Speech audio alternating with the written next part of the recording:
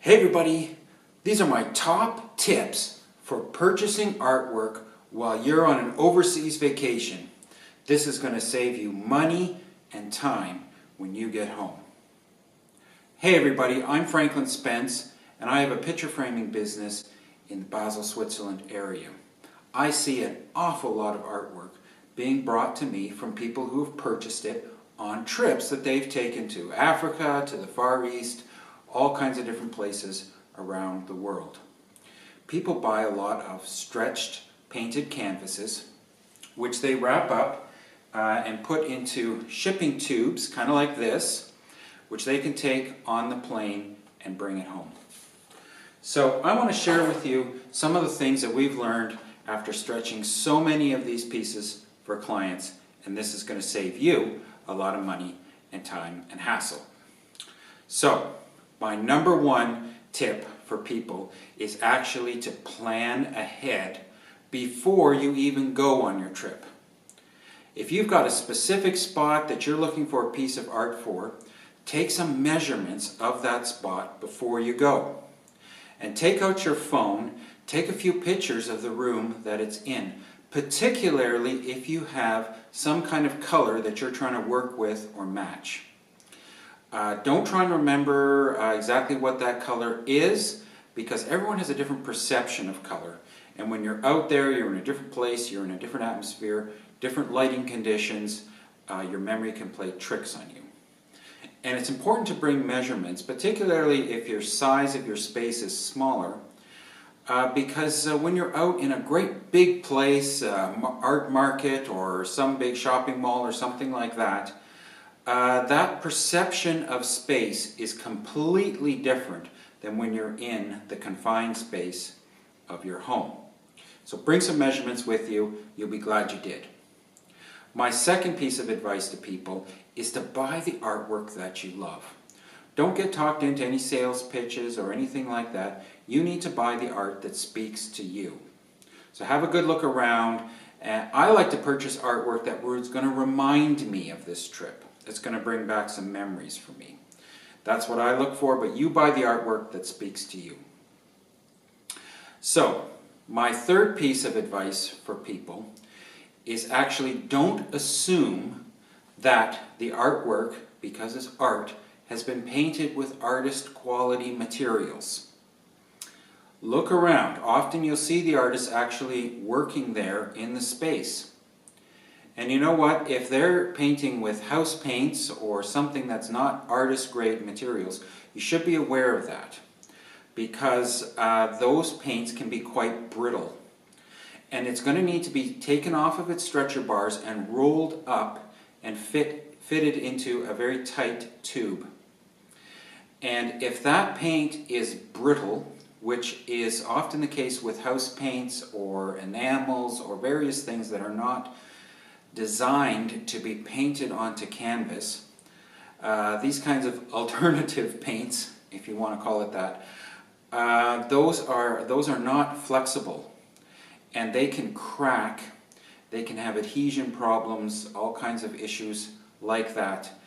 And a good thing to do is actually, if you can, just actually tap on the canvas with the back of your fingernail, maybe when nobody's looking. And if there's a hard, brittle sound to that, there's a good chance that that might be paint that is going to crack when it gets rolled up tight. So artist grade acrylic paints, and almost all of this stuff is painted with acrylics rather than oils. That has some flexibility to it, and it should be almost a little bit rubbery. And you want to look for something like that so that it can handle this rolling up and unrolling. So also have a look at the canvas that has been painted on. I've seen an awful lot of artwork that has been painted on, I guess, whatever fabric they've been able to find. But artist quality canvas is thick and heavy. And you need that strength when you're stretching this fabric, because that puts a lot of pressure on the fabric. And thin material, that's like bed sheet thickness material, can rip and tear when you're doing that. So just be aware of that. We can work with that, but it's just more difficult. And there could be potential problems with that.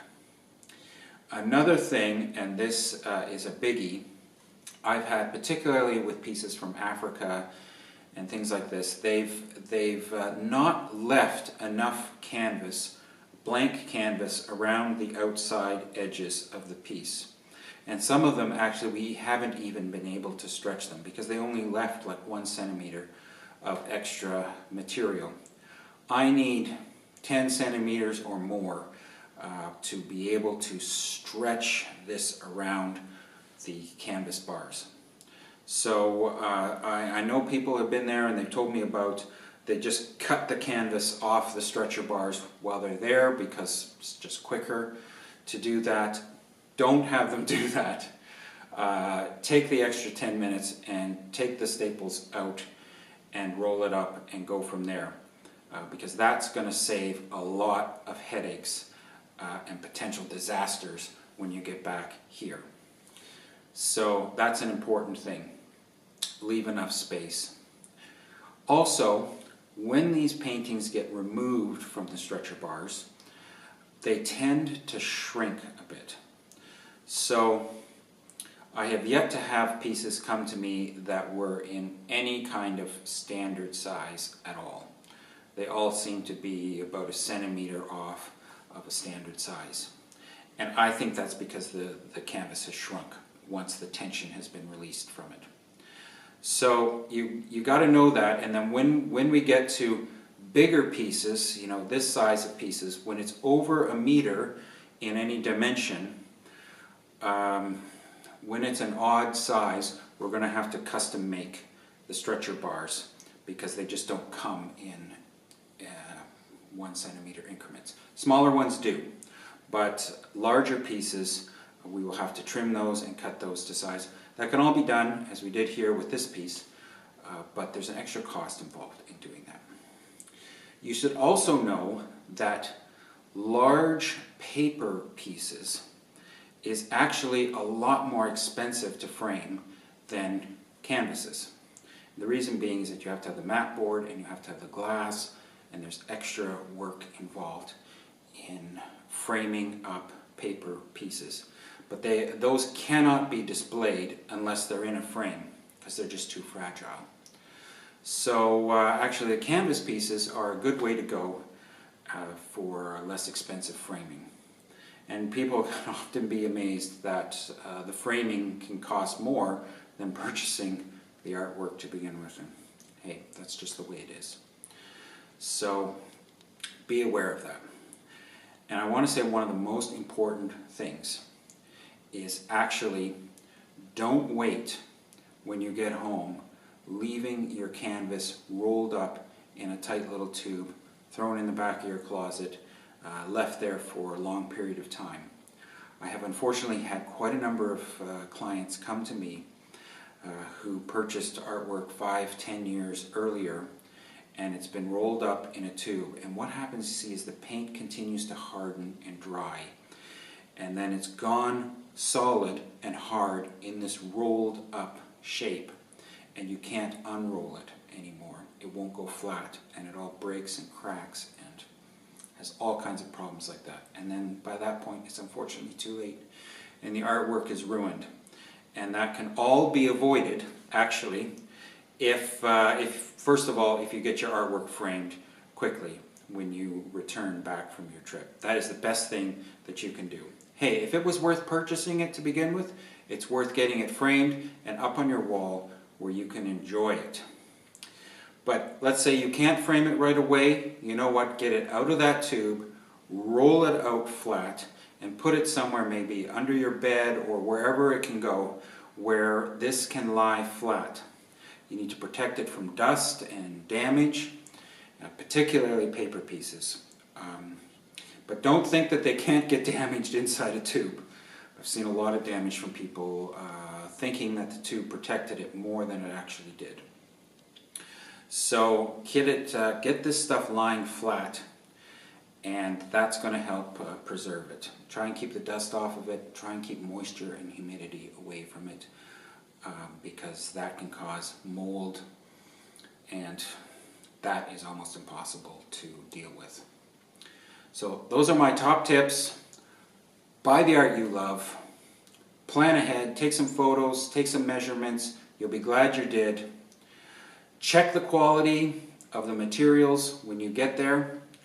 Check the canvas, check the paint. Make sure that this can be rolled up and not damaged while it's being rolled up, particularly for thick paint. Be aware that larger sizes are going to incur more cost when you come to framing it. Check your edges. Give us enough room to work with, and get your stuff framed as quickly as you can. Hey, take care. Have a great trip. Buy some great artwork. Give me a call when you get back. Bye.